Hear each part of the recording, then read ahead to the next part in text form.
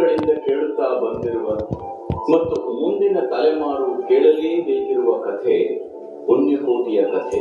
ಇದು ಸತ್ಯದ ಕಥೆ, ಇದು ಪ್ರಾಮಾಣಿಕತೆಯ ಕಥೆ. ಪುಣ್ಯಕೋಟಿ ಕಥೆಯಲ್ಲಿ ಬರುವ ಸೌಮ್ಯ ಸ್ವಭಾವದ ಸಾತ್ವಿಕ ಗೋವು ಪುಣ್ಯಕೋಟಿ.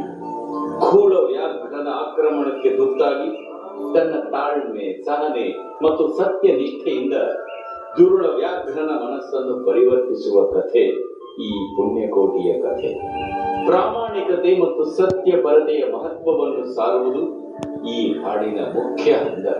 ಹೃದಯವನ್ನು ಆರ್ದ್ರಗೊಳಿಸುವ ಈ ಸತ್ಯ ಪರತೆಯ ಕಥೆಯನ್ನು, ಸಾತ್ವಿಕ ಹೂವು ಪುಣ್ಯಕೋಟಿಯ ಕಥೆಯನ್ನು ಹೇಳುವ ಈ ಗೋವಿನ ಹಾಡನ್ನು ಈಗ ಕೇಳೋಣ ಬನ್ನಿ.